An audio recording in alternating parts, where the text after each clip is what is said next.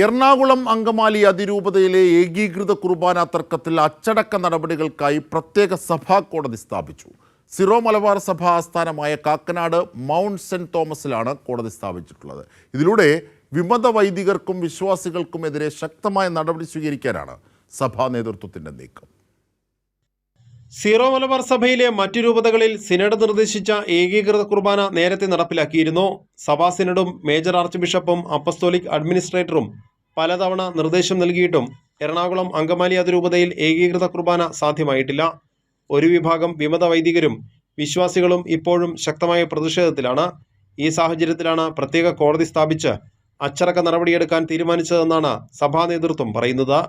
റോമിലെ പൗരസ്ത്യ കാര്യാലയത്തിന്റെ അനുമതിയോടെ സഭാ ആസ്ഥാനമായ കാക്കനാട് മൗണ്ട് സെന്റ് തോമസിലാണ് കോടതി സ്ഥാപിച്ചിട്ടുള്ളത്. ബുധനാഴ്ച മുതൽ കോടതി നിലവിൽ വന്നതായി സിറോ മലബാർ സഭ ഔദ്യോഗികമായി അറിയിച്ചു.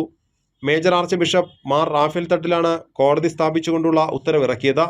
എറണാകുളം അങ്കമാലി അതിരൂപതയിൽ ഏകീകൃത കുർബാന സാധ്യമാകാത്തത് വിശ്വാസികൾക്കിടയിൽ ഭിന്നതയ്ക്കും പൊതുസമൂഹത്തിൽ അവമതിപ്പുണ്ടാക്കാനും കാരണമായെന്നും അതിനാലാണ് പ്രത്യേക കോടതി സ്ഥാപിക്കേണ്ടി വന്നതെന്നും സഭാ നേതൃത്വം പറയുന്നു. സാധാരണയായി രൂപതകളിലെ നടപടികൾക്ക് അതാത് രൂപതകളിലാണ് കോടതികൾ സ്ഥാപിക്കാറുള്ളത്. എറണാകുളം അങ്കമാലി അതിരൂപതയിൽ നിലവിലെ സാഹചര്യത്തിൽ കോടതി പ്രവർത്തിക്കാൻ കഴിയാത്തതിനാലാണ് സഭാ ആസ്ഥാനത്ത് പ്രത്യേക കോടതി സ്ഥാപിച്ചത്. എറണാകുളം അങ്കമാലി അതിരൂപതയിൽ അച്ചടക്ക ലംഘനം നടത്തുന്ന വൈദികർ, സന്യസ്തർ, അൽമായർ എന്നിവർക്കെതിരെ നടപടി സ്വീകരിക്കാൻ കോടതിക്ക് അധികാരമുണ്ടാകുമെന്നും സഭാ നേതൃത്വം വ്യക്തമാക്കിയിട്ടുണ്ട്.